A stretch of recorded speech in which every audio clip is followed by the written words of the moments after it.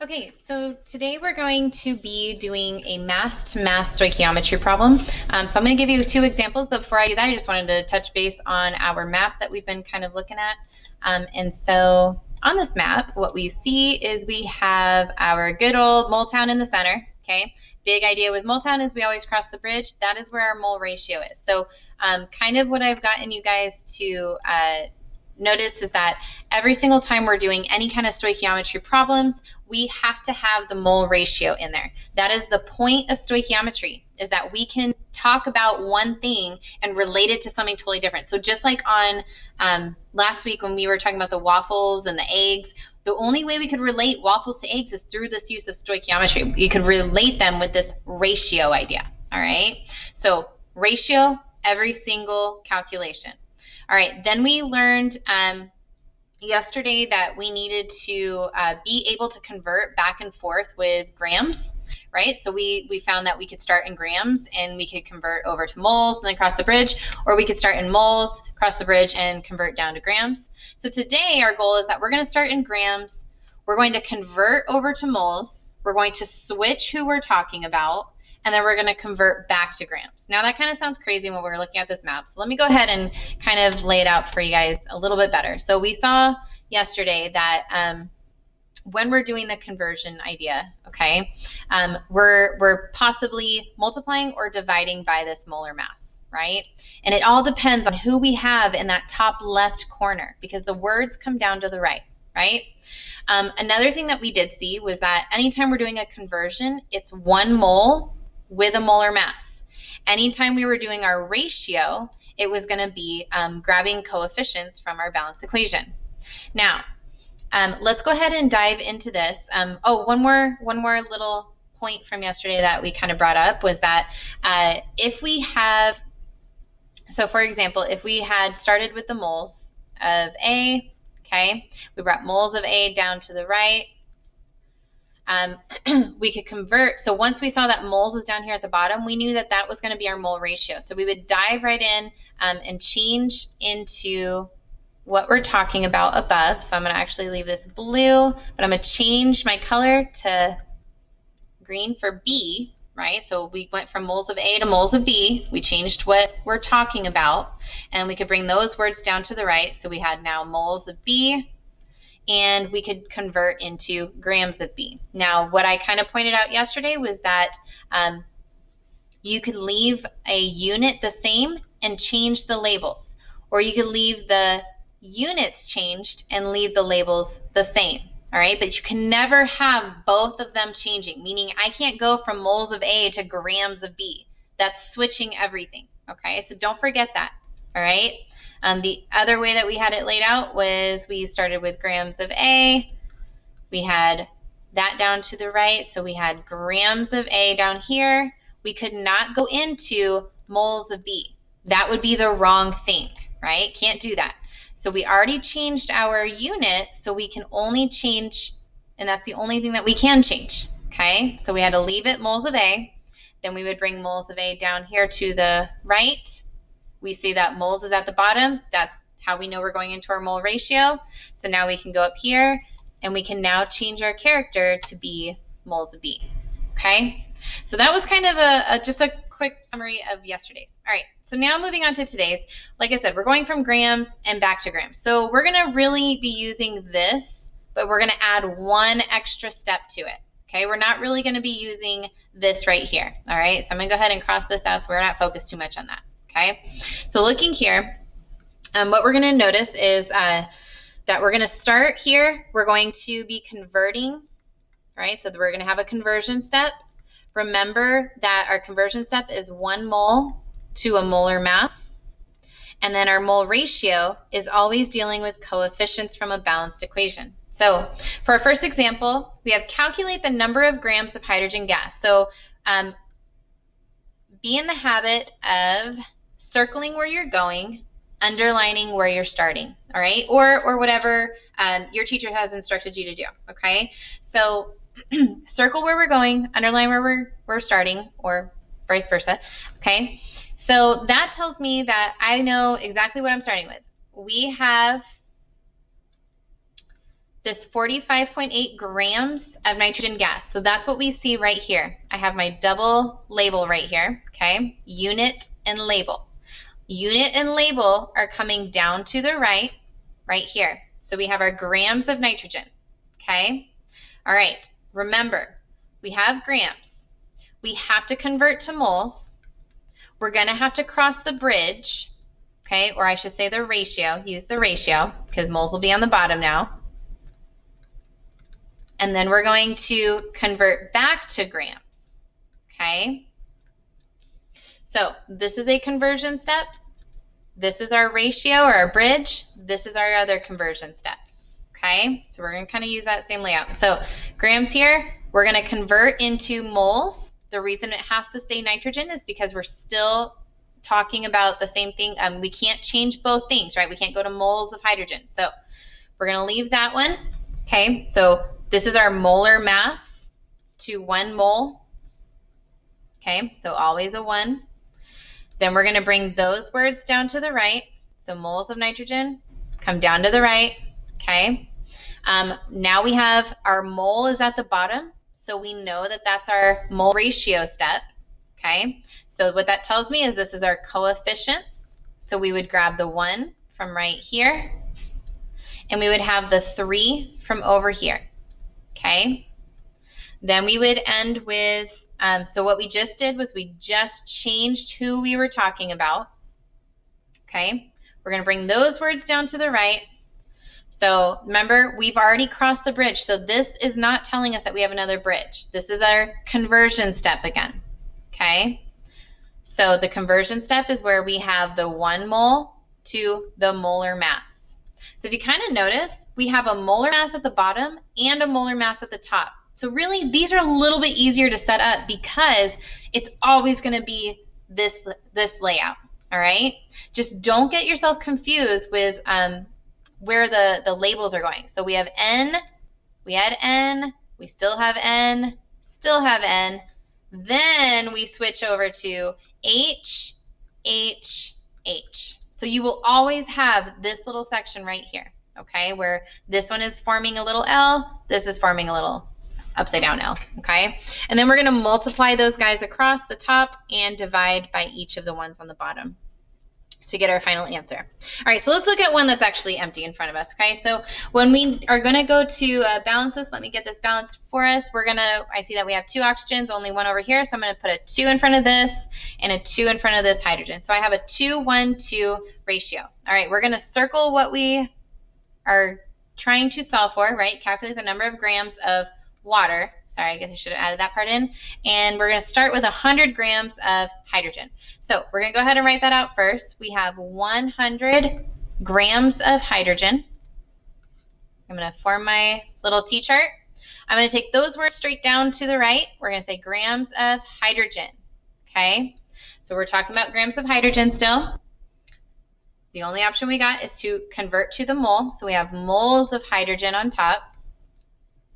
Okay, we're going to bring words down to the right again. So I have moles of hydrogen down to the right. Okay, moles is on the bottom.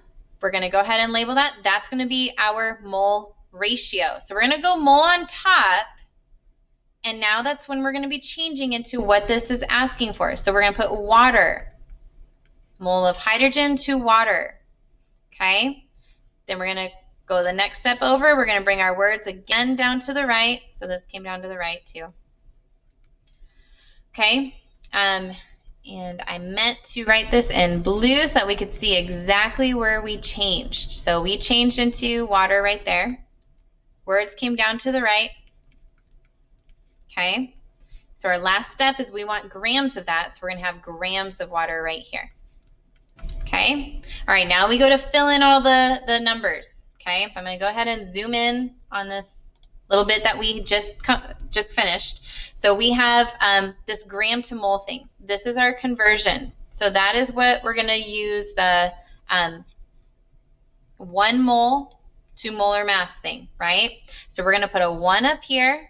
Molar mass of 2 hydrogens, we're going to grab from the periodic table. I have each hydrogen is 1.008. We're going to multiply that by 2 to get 2.016. So I have 2.016 down here at the bottom, okay? Then I have my next step over, we're at the ratio. So we're going to go ahead and grab our coefficients from our balanced equation, right? So coefficients. So looking up here, moles of H2, I have a 2. So we're going to have a 2 down here. We're going to change into our next one, okay, which is going to be H2O. So I have a 2 to 2 ratio, okay? All right, then we brought that down. This is another conversion step. So this is where we're going to use the 1 molar mass. So we're going to put a 1 down here, and then we're going to put the molar mass of water, which is going to be those 2 hydrogens that we just saw for over here. So 2.016 plus oxygen to get 18.015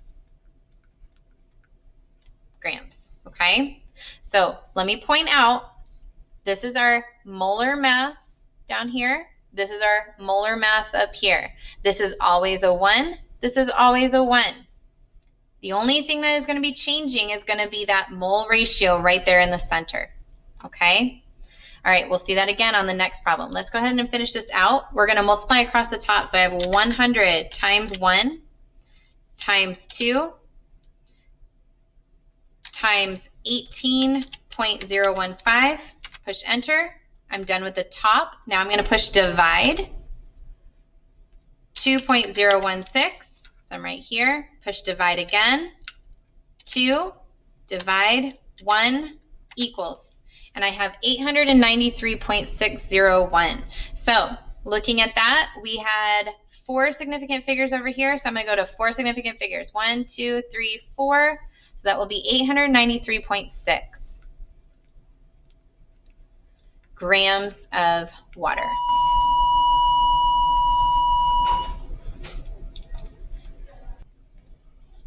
Okay, so for this next one, let's go ahead and look at this problem. Number 2 says how much carbon is required in grams to consume 5.67 grams of iron 3 oxide. Okay, and so I've already balanced this for you. So we have a 2 to 3 to 4 to 3 mole ratio. So let's go ahead and figure out what we're solving for. So we see the word how, so that means that we're going to be looking for carbon, and we have grams, right? So carbon, grams of carbon is where we're going. To consume 5.67, we're going to underline what we're starting with. So 5.67 grams of iron 3 oxide, okay? So now that we have that, something that I want to point out is that we're talking about this and we're talking about this, right? And so something that kind of throws people off sometimes is we're like, well, those are both reactants, and that's exactly correct, right? So remember, stoichiometry is awesome. We're able to solve for anything on this whole balanced equation that we need, as long as we have one piece of information, right? And so that's what we're kind of doing here, is we want to know, okay, well, if I have a certain amount of this, how much of this gas am I going to be using, right? And so that's kind of what happens when we have like combustion reactions and there's tons of oxygen in the room. We need just a little bit of the oxygen to combust with a certain amount of fuel. Same idea, okay? All right, so let's go ahead and set up our little railroad track here. So I have 5.67 grams. I'm going to go 5.67 grams of iron 3 oxide, so Fe2O3. We'll go ahead and set up our railroad track. Not going to write there. We're going to bring words down to the right. So I'm going to go ahead and bring my words down to the right. So I have grams of Fe2O3. Okay, so we have grams down at the bottom. So remember, we're going from grams, we have to convert to moles, then we have to use our ratio, and then we have to convert back to grams, right? So these two always happen back to back, right? The ratio has to happen after we've converted to moles. So first we got to convert to moles. So that means that mole has to go on top, okay? Now these two are different, which means this has to be the same, right? The units are different, so the label has to be the same. So Fe2O3. So we're now converting into moles of iron 3 oxide. We're going to bring those words down to the right. And we're going to see that, oh, there's our moles down at the bottom. So we're going to go ahead and say that that's going to be our ratio. So that means that we're going to have moles of that on the bottom as well as moles. So now we have these two are the same. So that means this part can change. So we're going to change into what we're wanting. So moles of carbon. And then our last step is going to be bringing that down to the right. So moles of carbon. And we're going to be converting back to grams. So we have grams of carbon up here, right? So go back to grams. So that's how we know that this is talking about the same thing. So I went ahead and color coded this so that you see that little L-shaped thing again. And that's how you know that you've finished a gram to gram calculation. So let's go ahead and start filling in those numbers. So here what we see is we have a conversion. So don't forget, this is a 1 mole to molar mass, right? So we're going to say 1 mole of this iron 3 oxide. We're going to pull numbers from our periodic table. We're going to add together 2 of the irons. So we have 2 times 55.845. We're going to add it to 3 oxygen, so 3 of these.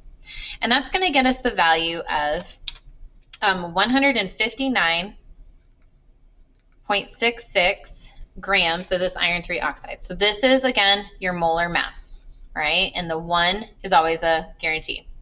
This step right here is our mole ratio. So we're going to grab coefficients in this step. Okay, so coefficients from up here, we have a 2 with the iron 3 oxide. So we're going to put a 2 here. And then we have a 3 with the carbon. So we're going to put a 3 here. So those are our coefficients. On the last one, we again have another conversion. So that's the same idea of the 1 mole to the molar mass. Okay, so once we've done that, we have the 1 down here, the molar mass of carbon, we're going to grab from the periodic table, 12.011. Okay, and now we're ready to type into our calculator. Okay, so we're going to go ahead and type that in. We're going to multiply all the way across, so 5.67 times 1, so I'm right here, times 3, times 12.011. I'm going to push enter.